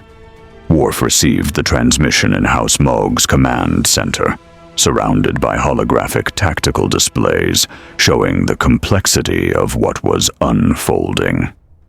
Pre Vizsla's Death Watch was launching a full assault on Sundari, backed by separatist forces and a mysterious third faction that intelligence couldn't identify. The Duchess's royal guard was outmatched, Republic reinforcements were hours away, and civilian casualties were mounting. "This is exactly what Pre Vizsla planned," Bo-Katan said, studying the tactical data with frustration evident in her voice. The situation was complicated by the fact that Satine was her sister, family bonds that transcended their philosophical differences about Mandalore's future.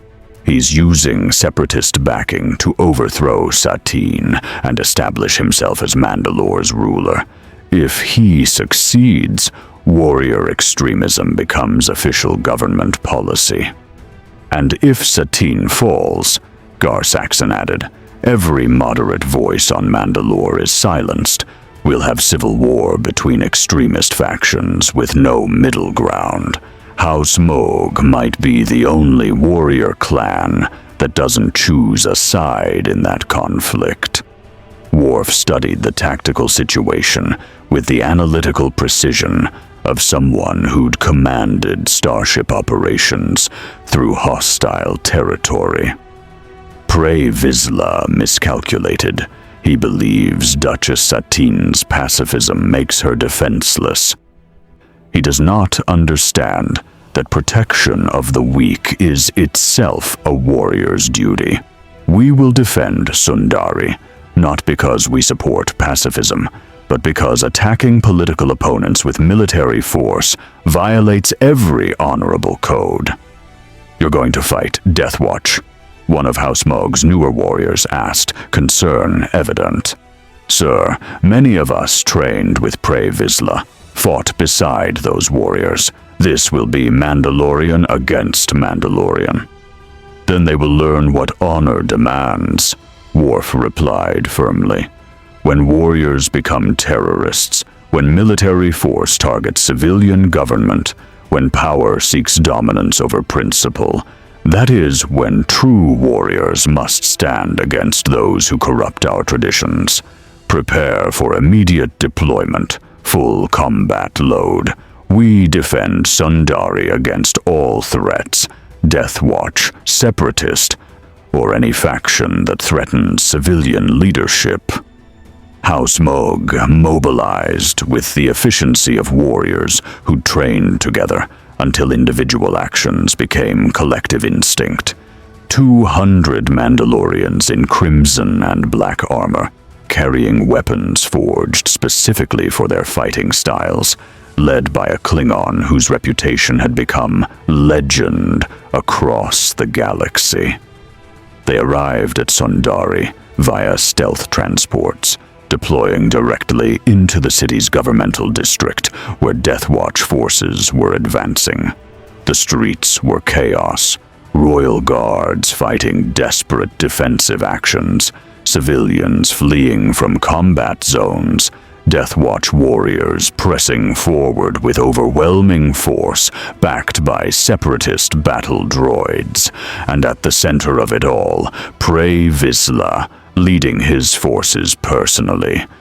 The darksaber ignited and cutting through Royal Guard defenses with contemptuous ease. Death Watch! Worf's voice boomed across the battlefield, amplified by his armor's external speakers.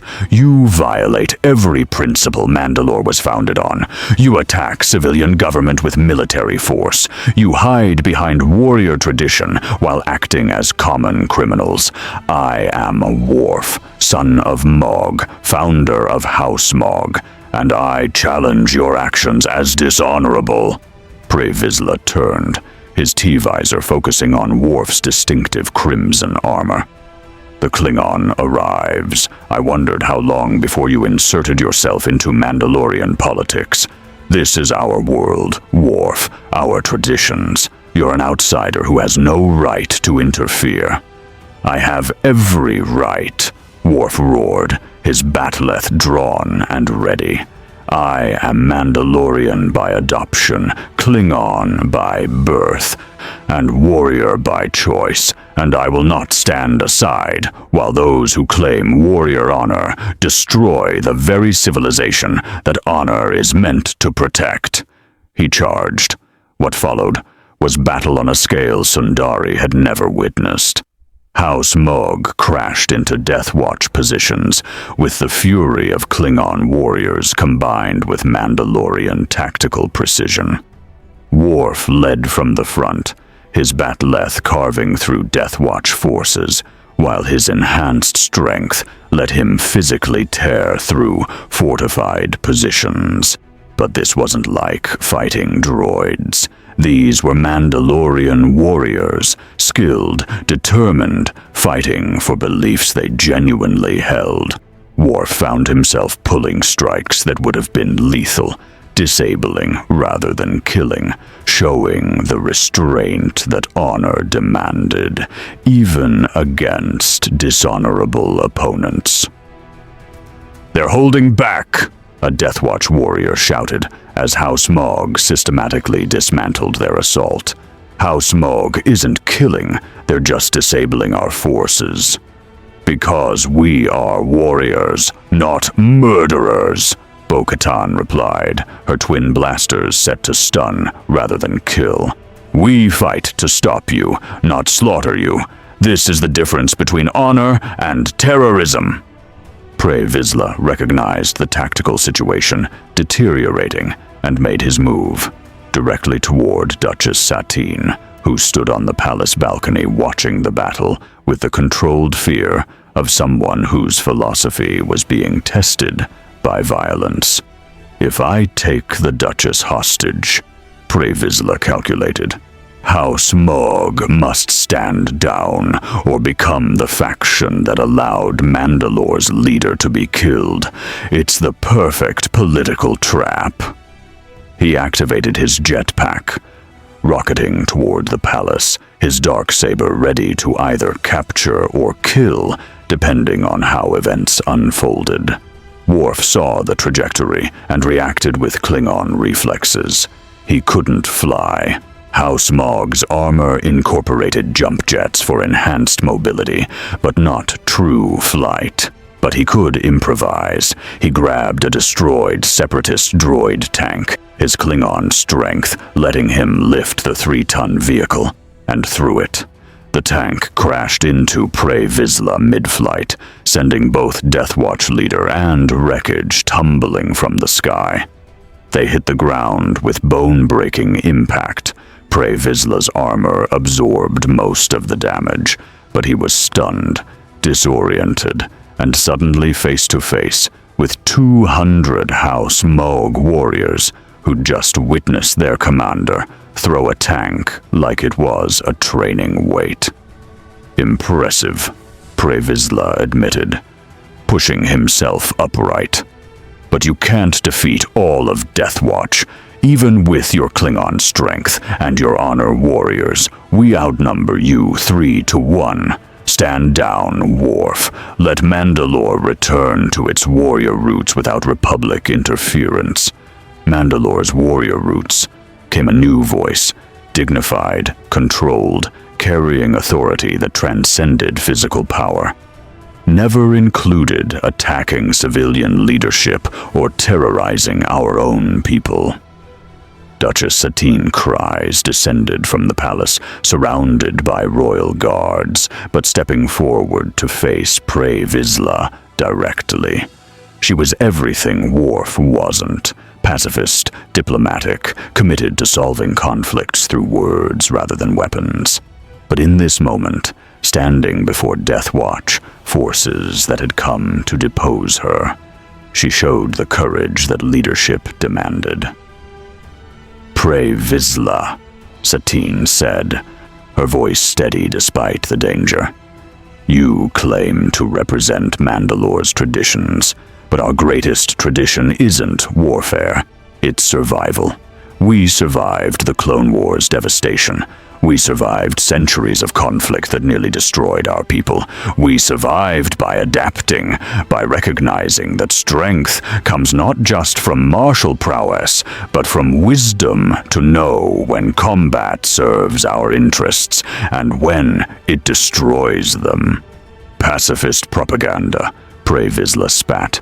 You've made Mandalore weak, removed our warrior heritage, turned us into a civilization that doesn't measure success by body counts, Satine interrupted. Previsla, I've never denied our warrior past. I've simply argued we can honor that past without letting it consume our future. Worf understands this better than you do. He's a warrior to his core. Yet he fights to protect rather than dominate. That's what Mandalorian warriors should be. She gestured to House Mogg warriors surrounding them. Look at them. True warriors who've earned glory through combat, who respect honor through action, who prove that Mandalorian traditions can survive without requiring we murder our way across the galaxy. If this is what warrior culture becomes when guided by actual honor, then perhaps warriors and pacifists aren't enemies. Perhaps we've been allies all along, fighting for Mandalore's survival through different methods. Previsla's response was interrupted by alarms blaring across Sundari. New contacts incoming. Massive energy signatures that made even battle-hardened warriors stop and stare at the sky. A separatist command ship descended through Sundari's atmosphere. its weapons batteries active, its hangar deploying fighter craft. But more concerning was the figure standing at its bridge viewport, visible even from ground level through the ship's massive transparasteel windows. Count Dooku had arrived, and he was not alone. Beside him stood a figure that made Worf's Klingon instincts scream warnings. Horned head, red and black facial tattoos, eyes burning with barely contained fury. A Zabrak male whose presence radiated dark side energy, so intense that even non-force sensitives felt the pressure. Darth Maul, Pre Vizsla breathed, recognition and shock evident in his voice. The Sith Lord who was supposedly killed on Naboo. How is he? Alive. Maul's voice boomed across Sundari through the command ship's external speakers. Alive and claiming what should have been mine years ago. Pre Vizsla, you serve separatist interests while claiming Mandalorian independence. Count Dooku, you orchestrate wars while pretending to lead a legitimate government. And all of you, his gaze swept across House Mogh, Death Watch, Republic forces, and Duchess Satine's guards. All of you play at power while true power stands before you. The command ship's main cannon charged, its targeting systems locking onto Sundari's governmental district. Not a precision strike, a bombardment designed to level entire city blocks, regardless of civilian casualties. He's insane, Bo-Katan said, horror evident. If he fires that weapon at this range, he'll kill thousands. Mandalorians, Republic forces, Death Watch, civilians, everyone. Worf's tactical mind worked at enhanced speed, calculating options and finding them all terrible. They couldn't evacuate thousands in time. They couldn't disable a capital ship from ground level. They couldn't... Wait, his phaser still functioned. Federation technology, operating on principles this galaxy had never encountered. And Count Dooku, standing at that viewport, was within range if Worf could just... Pre Vizsla, Worf said urgently. Your hatred of me, your disagreement with Duchess Satine, your commitment to warrior traditions, none of that matters if Mandalore's capital is destroyed. Set aside our conflict for 5 minutes. Help me save this city. Pre Vizsla looked between Worf, Maul's command ship, and the thousands of innocents who would die if that weapon fired. Whatever else he was Mandalorian, and Mandalorians protected their own. What do you need? Pre Vizsla asked. Distraction, Worf replied. Your warriors still have jetpacks. Launch assault on that ship's gun batteries, not to destroy them, but to draw their targeting away from ground level. House Mogh will coordinate with Republic forces to begin emergency evacuation. And he checked his phaser's power cell. I will deal with Count Dooku personally. That's impossible, Pre Vizsla said. He's on a capital ship 3,000 meters above us. Even with jetpacks, we can't reach. Worf was already moving, racing toward a destroyed separatist landing ship whose wreckage included intact repulsor engines. His Klingon engineering knowledge, decades of maintaining and repairing starship systems, let him assess the wreckage and identify components he could salvage. Gar Saxon, Worf called into his comm. I need emergency engineering support. Bring power cells, connector cables, and magnetic clamps. What followed was 5 minutes of engineering improvisation that Starfleet Academy would have given full marks for creativity and 0 marks for safety. Worf jury-rigged the landing ship's repulsor engines to his armor's power systems, creating a makeshift thruster platform that violated every safety regulation in 2 universes. "This is insane," Gar Saxon said, watching Worf strap the contraption to his back. "Even if you reach that ship, you'll be facing Dooku and Maul simultaneously. That's 2 Sith Lords. You barely fought Dooku to stand still when it was one-on-one. Now there's 2 of them, and you'll be exhausted from the flight." "Then I will fight exhausted," Worf replied, his bat'leth secured, his phaser charged to maximum. "Because the alternative is watching thousands die while I stand safely on the ground. That is not acceptable. That is not honor. That is cowardice, and I am Klingon. We do not know the meaning of that word."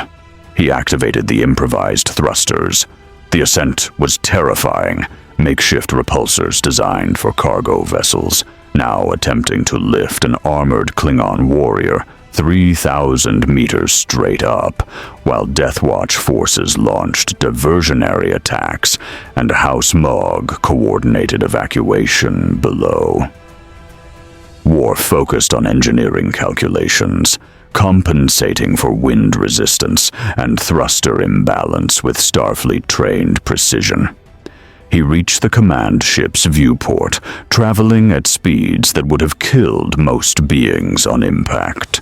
Worf crashed through the transperistyle with explosive force, his armor's kinetic absorption systems working overtime, rolling through the impact to come up in the center of the bridge, surrounded by shocked separatist officers and 2 very surprised Sith Lords. "Impossible," Dooku breathed. "How did you—" Worf's phaser fired, the particle beam striking Dooku in the shoulder. Same wound as before, deliberately targeted, because Klingons understood that old injuries were weaknesses to exploit. The Sith Lord staggered, his force defenses penetrated by technology that operated outside normal physics. Darth Maul moved with speed that exceeded even Dooku's refined grace, raw, aggressive, powered by dark side fury rather than elegant technique. His double-bladed lightsaber ignited, both ends creating a spinning wheel of death designed to overwhelm opponents through sheer aggression. Worf met aggression with Klingon fury. Their blades clashed, bat'leth against lightsaber, in combat that transcended normal dueling. This was warriors' combat, stripped of elegance and refinement, reduced to pure will and determination. Maul's rage versus Worf's honor. Sith power versus Klingon strength, and Worf was winning. Not through superior skill. Maul's decades of training exceeded even Worf's extensive experience. Not through force powers. Worf had none. But through sheer, unbreakable determination. Klingons were designed for this. Redundant organs meant Maul's lightsaber strikes that should have been killing blows merely wounded. Enhanced strength meant Worf could power through defenses that would stop normal warriors. "You should be dead!" Maul screamed, his lightsaber scoring hit after hit on Worf's armor and exposed flesh. But Worf kept coming, kept fighting, kept pressing forward with the inevitability of Klingon battle fury. "Death," Worf growled, his bat'leth finding gaps in Maul's aggressive defense, "is for enemies who deserve it. You are merely obstacle to be removed." He caught Maul's double-bladed lightsaber between his bat'leth's curves, a move that should have been impossible, that violated every principle of lightsaber combat, and twisted. The lightsaber's blade deactivated as the weapon was wrenched from Maul's grip. Then Worf headbutted Maul with force that would have shattered a human skull. The Zabrak Sith Lord crashed backward, stunned, and Worf's boot came down on his double-bladed lightsaber, breaking the weapon's hilt with Klingon strength. Your dark powers mean nothing, Worf roared. Your rage is undisciplined. Your fury is weakness disguised as strength. I have fought Jem'Hadar bred for battle.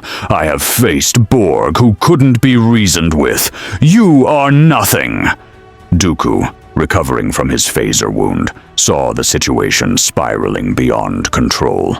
His political ally Maul defeated, his separatist forces in disarray, and this Klingon warrior proving impossible to stop through conventional means. He made the only choice that served his long-term interests. Retreat. Darth Maul, Dooku said coldly, using the Force to grab the stunned Zabrak. Today's objectives are lost. We withdraw to fight another day. But Klingon warrior, his eyes fixed on Worf with promise of future conflict. This is not finished. You have made yourself an enemy of the Sith. That is a death sentence you simply haven't received yet. The command ship's emergency thrusters fired, carrying it away from Sundari before Republic forces could prevent escape.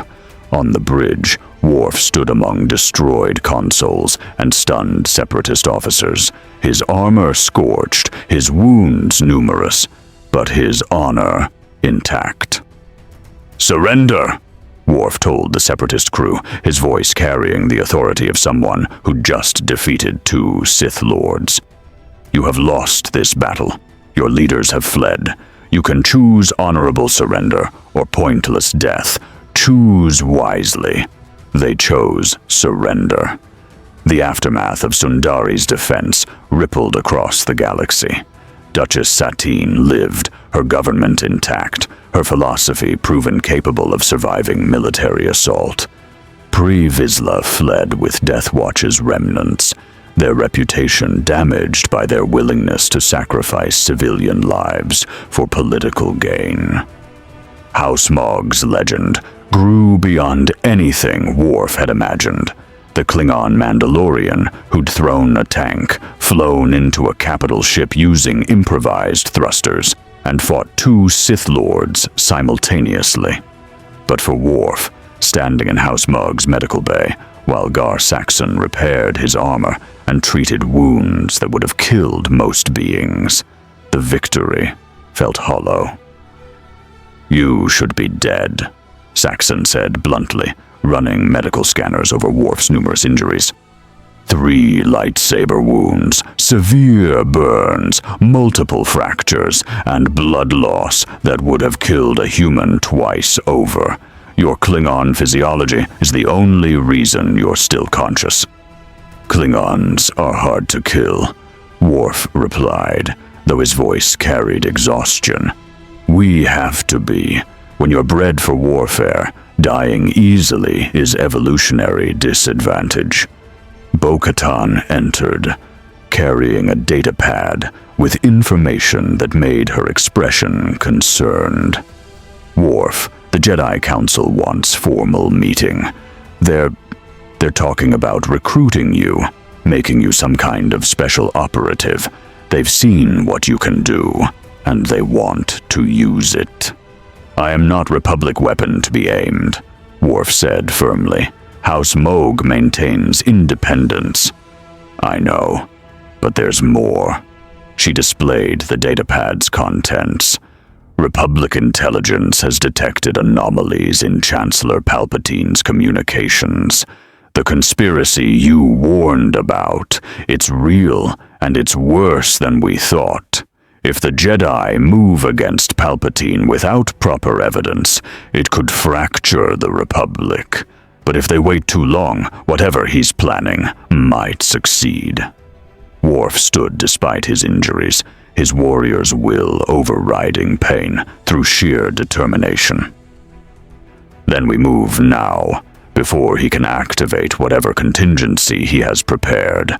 Gather House Mog, contact Jedi Council, and prepare for the possibility that what we uncover will change everything. Worf, Bo-Katan said quietly, if this conspiracy is what we think it is, if the war itself is orchestrated, then everything we've fought for might be meaningless. Death Watch's rebellion, Duchess Satine's pacifism, House Mog's honor code, all of it could be pawns in someone else's game. Then we stop being pawns, Worf replied, and we start being warriors who determine their own destiny. That is what honor demands. That is what House Mog represents. But even as he spoke those words, Worf felt something he hadn't experienced since arriving in this galaxy. Uncertainty. He'd fought battles, won glory, built a legacy that would outlast his presence. But if everything was manipulated, if warriors on both sides were merely playing roles in someone else's design, then what did honor even mean? Kapla, Worf said quietly to himself. Success.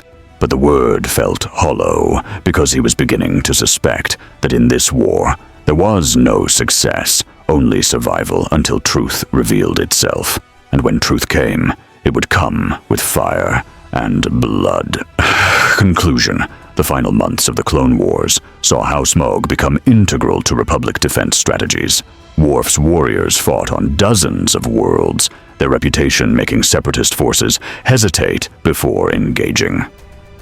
His investigation into the conspiracy behind the war gathered evidence that the Jedi Council couldn't ignore, proof that someone was orchestrating both sides toward an endgame that would reshape the galaxy.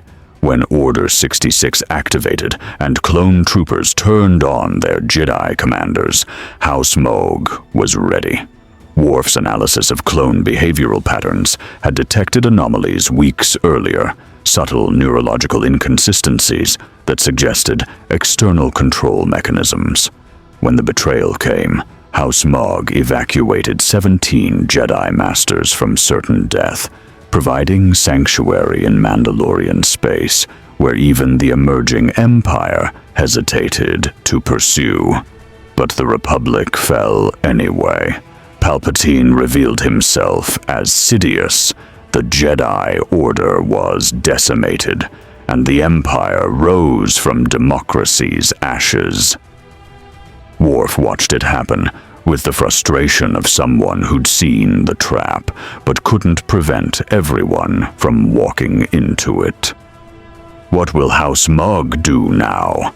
Bo-Katan asked, standing beside Worf as they watched Imperial Star Destroyers establish occupation fleets above Mandalore. "The Empire will demand our submission. We can fight, but we will do what warriors have always done," Worf replied. "We will survive. We will resist. We will protect those who cannot protect themselves, and we will honor the principles that House Mog was founded on, regardless of what government claims authority." In the months that followed, House Mog became legendary in a different way. Not as conquerors, but as protectors. They evacuated refugees from imperial purges. They defended settlements the Empire abandoned. They taught resistance fighters across the galaxy that honor and pragmatism weren't incompatible, that warrior traditions could serve liberation rather than oppression. And then, one day, the anomalies began again. Worf's tricorder, the last surviving piece of Starfleet technology, kept functional through Mandalorian engineering ingenuity, detected spatial distortions identical to what had brought him to this galaxy. Reality was thinning, dimensional barriers weakening, the path home opening. He stood on Mandalore's mountains, looking at House Mog's fortress, at warriors training in forms he'd taught them, at armor-bearing symbols he'd created, at a legacy that would outlive him by generations. "You're going back," Bo-Katan said. It wasn't a question. She'd seen the scans, understood what they meant. "Back to your Klingon Empire and your Starfleet. The portal will remain open for approximately 6 hours," Worf confirmed. long enough to return home, to see my son Alexander, to resume my duties aboard the Enterprise, to return to the universe where I belong." "But you don't want to go," Bo-Katan observed. "I can see it. You've found something here. Purpose, glory, warriors who understand you. You belong with House Mogg more than you belonged anywhere in your original universe." Worf had no response, because she was right.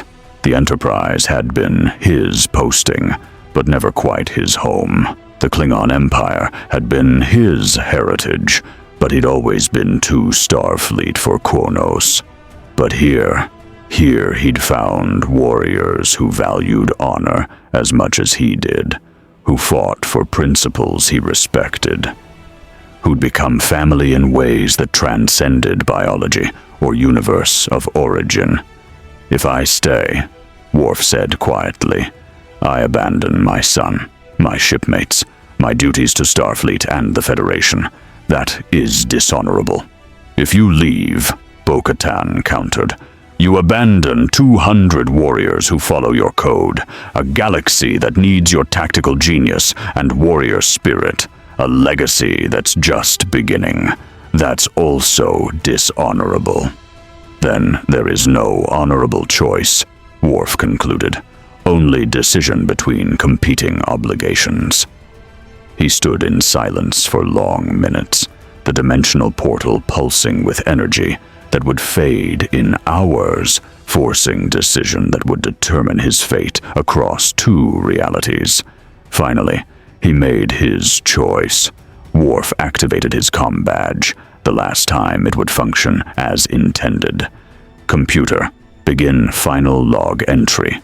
Lieutenant Commander Worf, personal log, stardate, unknown.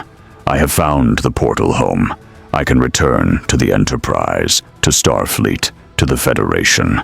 But I have also found purpose here, in a galaxy far from home, leading warriors who've become my family." He paused, gathering thoughts for words that would be his last to his original universe. "I choose to remain. House Mogg needs its founder. This galaxy needs warriors who fight with honor. And I have learned that home is not the universe you're born in. It's where you find purpose that matters.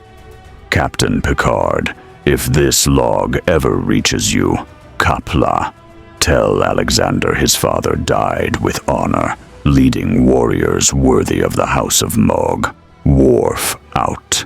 He deactivated the comm badge and let the portal close unwatched, the dimensional barrier sealing permanently. Cutting off return to his original universe forever.